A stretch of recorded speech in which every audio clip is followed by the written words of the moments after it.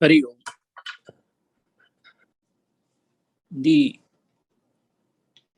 continuous flow of 6th Adhyaya into the 7th Adhyaya, as Gurudeva and Madhusudan Saraswati Maharaj, both of them, in the glorious parampara or the tradition of the Advaita Vedanta Rishis, have told us that the first 6 chapters are dealing with Tvam, and the next are going to deal with Tat.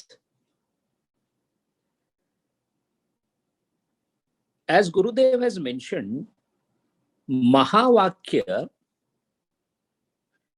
is the most powerful Shabda Shakti that is ever produced, being the essence of the Veda or Vedanta Vakya. In the sadhana, the first journey is to know what you are not. Who am I is not the beginning. Who am I is the culmination. What I am not is the beginning of the sadhana. What I am not once realized, a person is supposed to have Chitta Shuddhi. The one who doesn't understand what he is not is Chitta Ashuddha.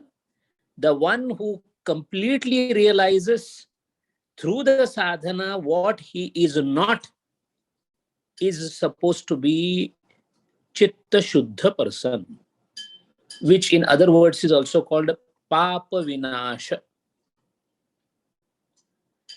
After realizing what I am not, then arises the question. That's why the word is Athato, now. Dhaneshwar Maharaj in his Pasayadan says, Ata Vishwatmake, Ata, now. In most of the Brahma Sutra starts itself with Athato Brahma Jidnyasa. Atha, now. Now means when? After you have completed Chitta Shuddhi aspect of yours, after you have realized what you are not, then comes the question, if I am not what I was not, then who am I? The question which Ramana Maharshi repeatedly emphasized through the statement Nan-yar. Who am I? So a sadhaka, when he approaches his guru, the Shishya, the very title Shishya is given to that person who is a Chitta Shuddha. Till the time Chitta Shuddhi is not there, you are not entitled to become a Shishya, because you are supposed to do everything on your own. I don't want to lie to anybody. I am not greedy. I am not going to collect the things, aparigraha, etc. For this, you don't require the guru to come and tell you that, Satyameva Jayate, that you practice yourself. After you do Chitta Shuddhi, then you come to a point where you do not know what next to do, because it's an unknown territory, the pathless land as described by J. Krishnamurti. When you come to this pathless land or unknown territory, you require a guru, the guide who has traversed that land n number of times. He is a frequent visitor to that land. So out of the extreme compassion, which itself is the nature of the guru, he comes with his stretched hand to pull and guide the Shishya post Chitta Shuddhi into the journey called Who Am I? The enthusiasm in the bosom of the Shishya puts a compelling question to the Guru, who am I? And the Guru answers through the Mahavakya, Tat Tvam Asi. So the first thing the Guru does is he gives an Upadesha to him. Now, Upadesha doesn't mean realization. Upadesha means a specific answer which comes as a paroksha jnana to the shishya, although it is aparoksha to the guru.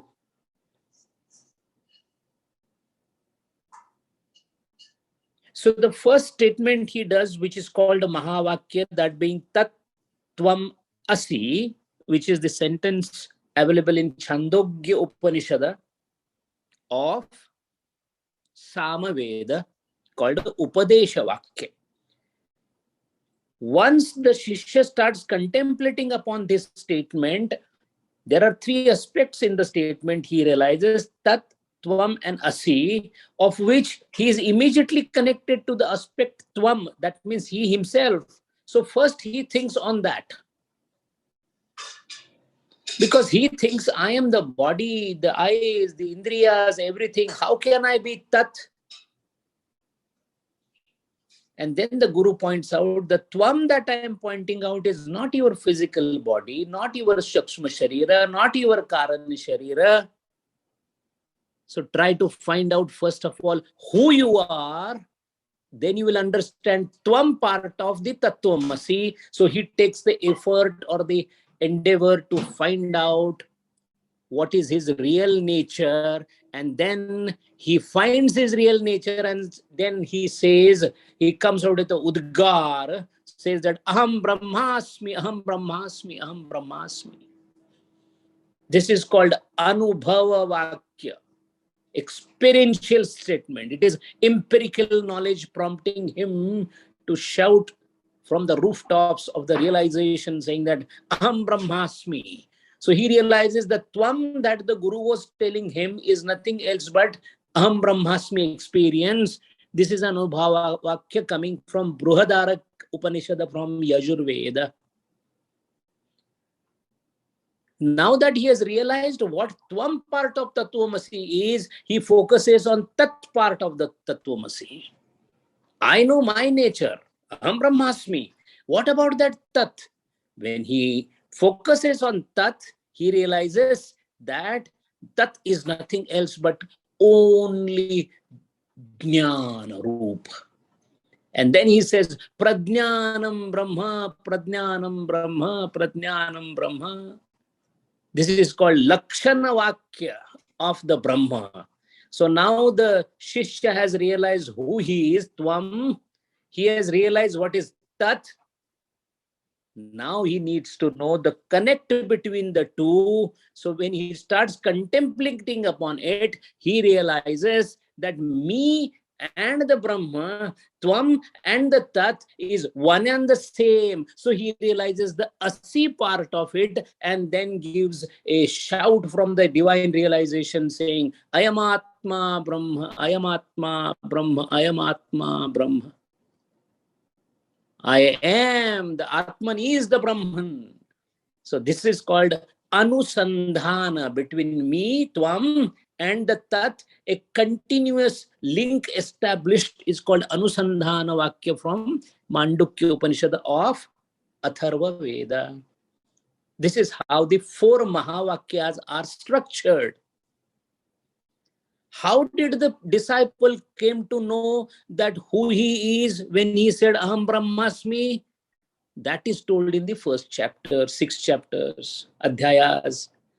Now, the Shishya is contemplating on the nature of the Brahma.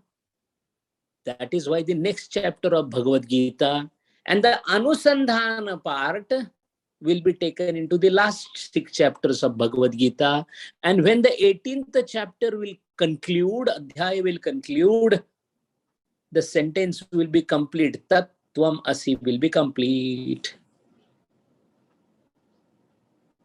In that glorious tradition, the 7th Adhyaya starts with the title of Jnana Vijnana Yoga. That puts the very basic and fundamental question, what is a Jnana? What is a Vijnana or Vishesha Jnana? As Gurudev has mentioned, Shankaracharya has called it as theoretical knowledge and practical or experienced knowledge. Knowledge that is experienced, Anubhuta, is called Vijnana. Gurudev calls it as a theoretical application and applied science and theoretical science. The fundamental concept on jnana is samanya jnana and vishesha jnana. These are two varieties of jnanam always discussed in Shastra. When a snake is believed to be existing on the rope, at that point of time, something is lying there which is perhaps a snake. And suppose he knows that it is rope, then also he will say something is lying there. When he realizes it as snake, then also he says something is lying there, perhaps a snake. So something is lying there, which is called idamta, idamness. That idam is common for both.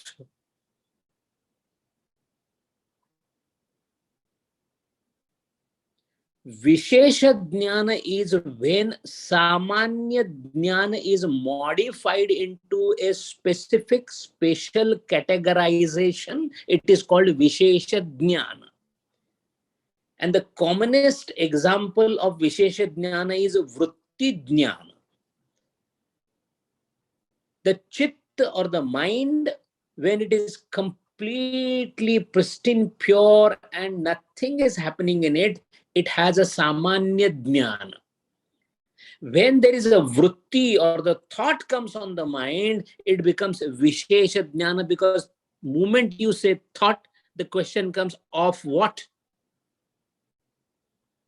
So jnana, samanya jnana gets modified into a specific jnanam, is called vishesha jnana. All of us have vishesha jnana. We do not have a samanya jnana. Why? We are tuned to know the knowledge as a vishesha jnana. Example, this is sweet, that is hard, this is a day, that is light. These are all qualified knowledges.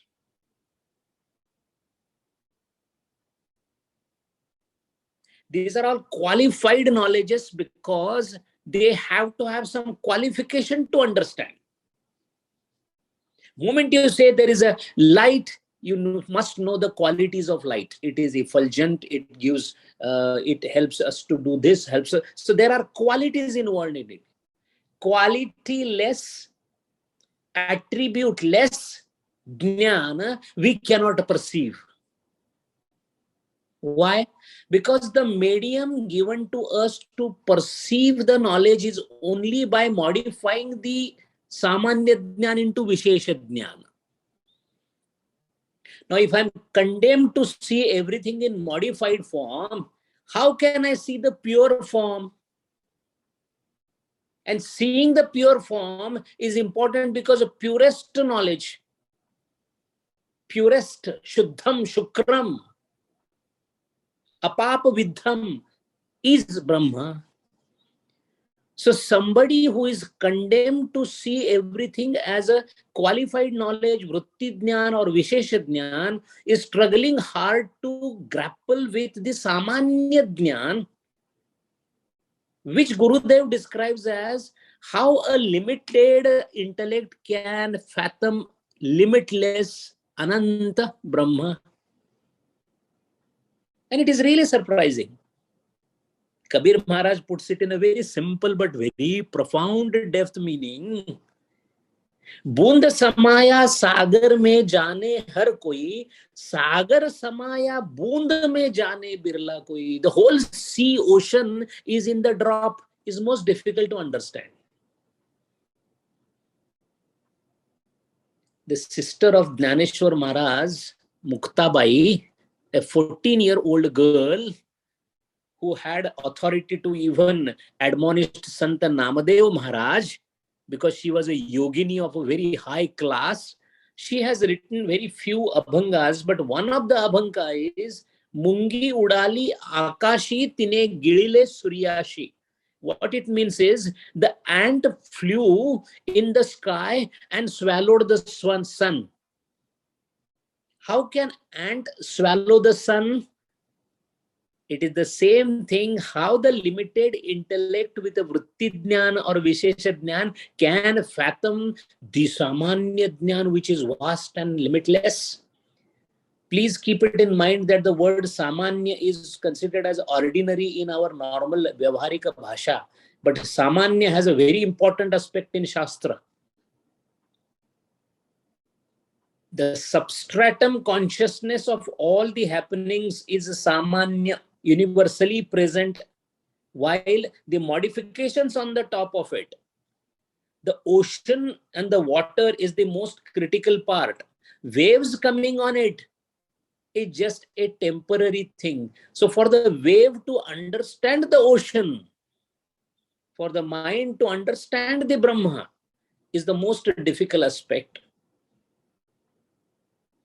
Now, to taking this into consideration, Jnana Vijnana Yoga, if we see, Jnana here would mean the Paroksha Jnana. The mango is sweet. This statement is all right for both the people, one who has not eaten mango, one who has eaten mango. The one who has not eaten the mango would try to compare it with some sweetness experience that he had of some other fruit, and he would think that mango must be something like this. This is Paroksha Jnana. The one who had the bite of the mango earlier also says it is sweet, but now this is different because this is by his own experience of experiencing the sweetness of a specific thing called mango. So, Jnana Vijnana Yoga means an exercise conducted by a spiritually inclined sadhaka in order to tone and hone his own mind apparatus, antakarana, after purifying it by focusing it through meditation in a manner whereby, even being through Vishesha Jnana, he crosses boundaries after boundaries of the consciousness and reaches a point when from the Vishesha Jnana he enters into Jnana Avastha. That is the background of the 7th Adhyaya. With this, if we see the first shloka in which Bhagwan himself says, Maya Sakta Atmanaha, Maya Sakta Manaha, Partha, Yogam Yunjam Madashrayaha. Ashrayaha is also Ashraya. Why Madashrayaha? Taking refuge in me and with the mind fixed on me. Maya Sakta. Now, both of them almost sound similar. What is the difference? Madhusudan Saraswati Maharaj gives us the difference. See, these highly evolved rishis have a different way of understanding Bhagavad Gita. Bhagavad Gita was there in 18th century also, 12th century also, 13th also. One person called Chinmay Maharaj comes and Bhagavad Gita shines into a different light. Why?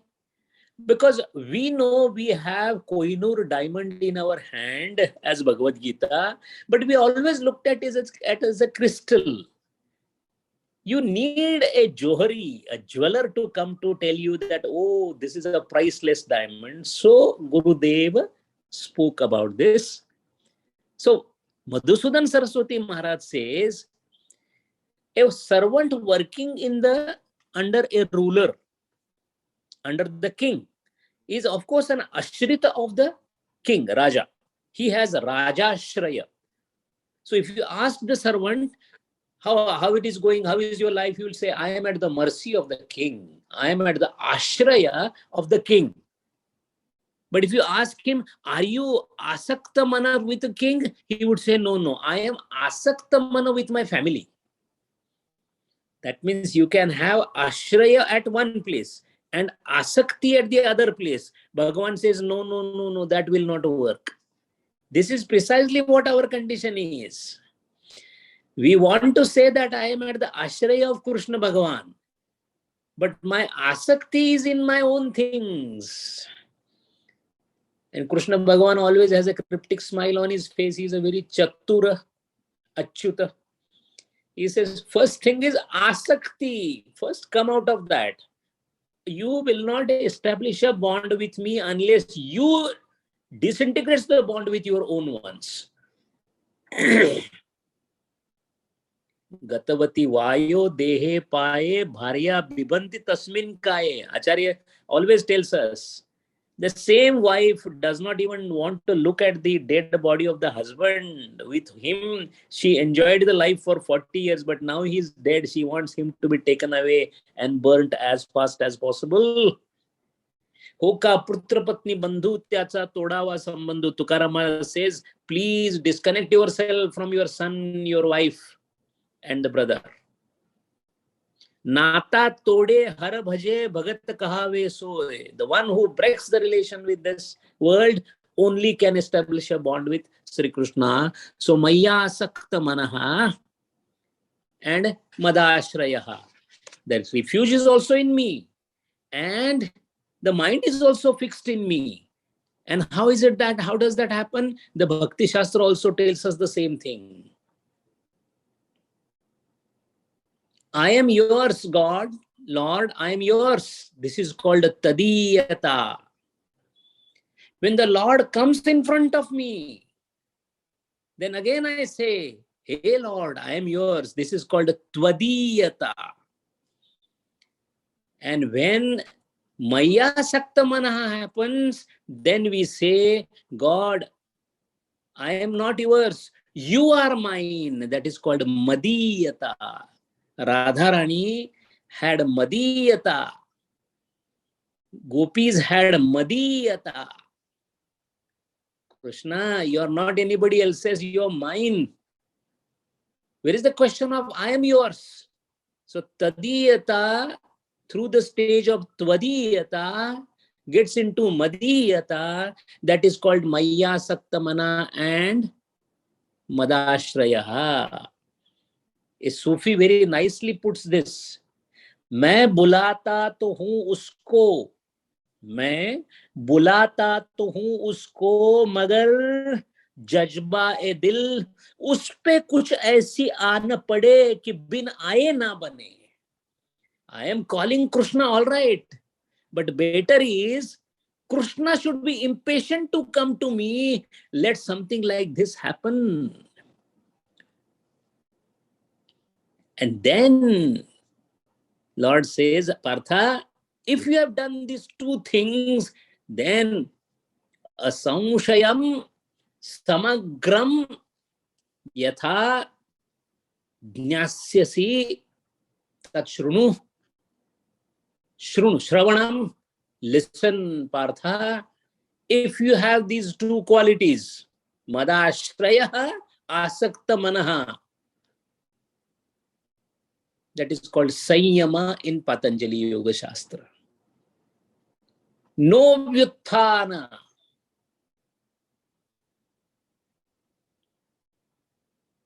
कि इस जहां में तेरे सिवा कोई और है ही नहीं, और ये दुनिया में तस्वीर लिए घूमते हैं. जेथे जातो तेथे तू माझा सांगाती. तुकाराम महाराज says, wherever Lord I go, I always see you with me. When that situation comes, then I am going to tell you, Arjuna, listen, how will you know me wholly and without doubt? See, the Arjuna's doubt is very simple, which we should also think about. How it is possible that absolutely limited, finite Jiva is trying to understand absolutely unlimited, infinite Brahma? So even without expressing this doubt, Bhagavan has realized there would be a doubt in the mind of Arjuna, and that is why he is telling Arjuna that I will tell you, you listen to me, how this is done. That means it is possible, and I'm going to tell you without any kind of samshaya. Now, samshaya and samagra, these two are different things. Samagra means I had darshanam of Bhagavan. and I'm done. No, it is not samagra. I am going to give you the knowledge of para and apara both. So first you will have apara Brahma, then you will have para Brahma. You will have kshara first, then akshara, and then purushottama. Ksharam cha aksharam cha purushottama. It is possible that a hungry person, if he is given something to eat, he will say, what a food it is. And he will say, there is nothing in the world like this. Hold on. There are still sweeter substances yet to come. Yoyam sambhutyam rataha. They are called as somebody who is always in tato bhuyaha, again and again, going into andhakara. Even at the Prakruti Laya Avastha, when you become almost the master of the Prakruti, even then you are in the stupor and you are enjoying. That is also an obstacle. Ananda is an obstacle.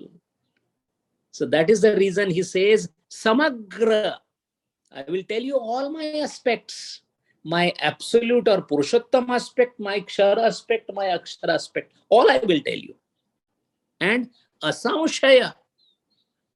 Asamshaya, when the Samshaya will come? Whenever there will be a Dvaita, there will be a Samshaya. See, Samshaya is possible only when the knower is separate from the knowledge. Otherwise, Samshaya cannot come.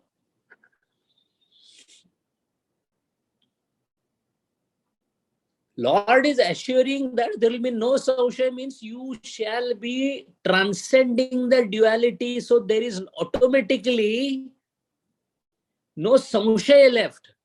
But even after transcending duality, even if you say Aham Brahmasmi, it is halfway through. Even if you say who you are, you had a Jnana Prapti, halfway through. The consciousness that you experienced, Aham Brahmasmi Anubhava that you had, the same Anubhava is there everywhere. And that everywhere which is expanding and which is infinite everywhere is me, Tattvam Asi, is the ultimate Samagra. So Asamshaya, Asamagra. And that all you have to, Arjuna, remember, it is not Prapsyasi, it is not Apnosi, it is not Sampadya, Apadya, it is Jnasyasi. What is Jnasyasi? You can only intuitively know it. Your process of knowledge, that there is an object and I'm getting knowledge of it, that way it is not going to be known. That is possible in case where you have praptavyata, apnoti. That is not the way.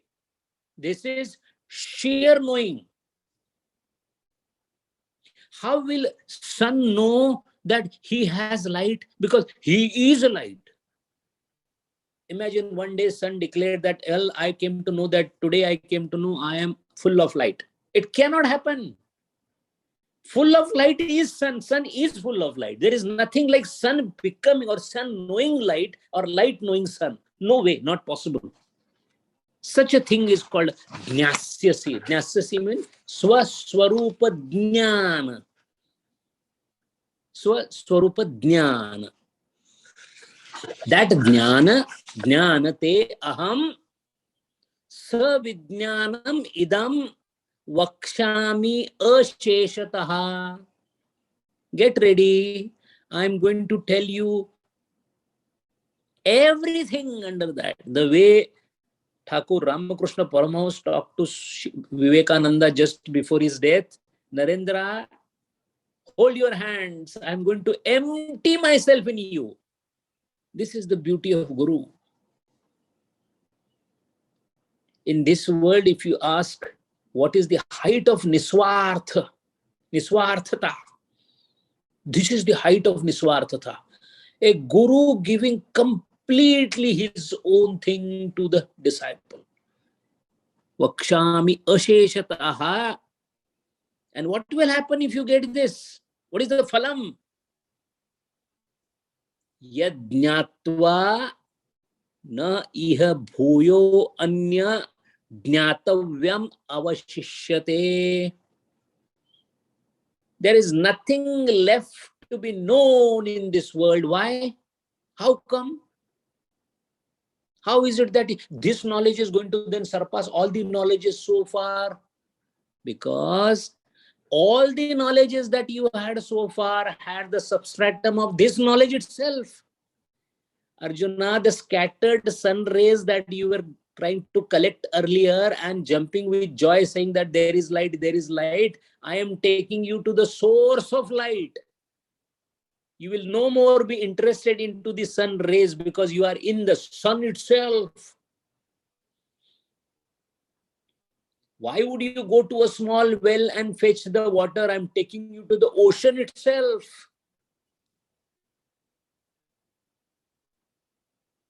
I shall tell you completely the knowledge combined with the experience. Now, this is very important because paroksha jnana, once you have a shastra krupa, the person who is now blabbering has maybe having some shastra krupa, so he's blabbering about this first shloka, second shloka. Where is the anubhava?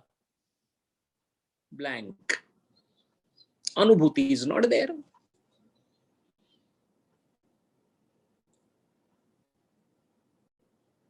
इस root की सारी लाइनें व्यस्त है. Everybody is trying.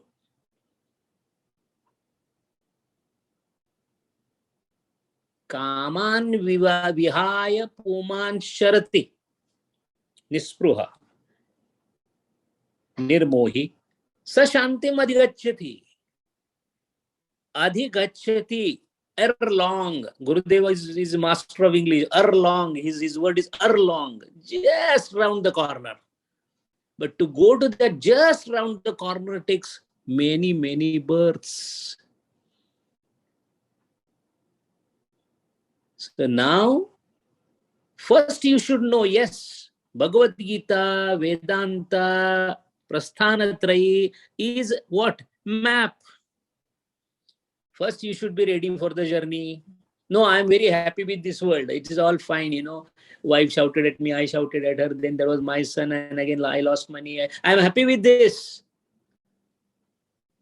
If the pigs are happy with the dirt in which they are playing, cleanliness cannot be taught. But for those Punyavan who heard the name of Chinmayananda and started reading Bhagavad Gita, for them now, the first thing is to know the map. What to read, where to go, how to think, how to do japa, how to do the reading, how to understand what is it in there, what is this tattva jnana. All this is paroksha jnana. This is called shabda jnana. So all shabda jnana is paroksha jnana. Lord is saying that is fine, Arjuna, you are well read man. All right, you are erudite scholar. Now I'm going to tell you something where you will experience. What is the point in thinking about a huge orchard of multiple fruits and all that? It is better to have one mango but tested it. That is what I am going to tell you. The experience combining the knowledge combined with the experience. Savijnanam. So that is what I am going to tell, which is nothing else but the highest goal that one can keep. Lord is now preparing us to receive that with the best and utmost possible level of freshness, brilliance of the brain or the intelligence that has been given to us. With the complete concentration, now we should be listening for what is coming from Lord's mouth, because not very many are lucky to listen to even what Lord says. By virtue of being born Hindu, I have the rare privilege of touching the diamond called Bhagavad Gita, and the 7th Adhyaya, Lord himself, none else but the owner, the master himself is going to tell the details. So let us all girdle our lions and let's be prepared to listen to what Lord talks about. how to start or embark upon the journey wherein we shall be having the experiential knowledge of the knowledge that so far we gathered, Vijnana of the Jnanam that we had, which is nothing else but Jnana Vijnana Yoga. Hari Om.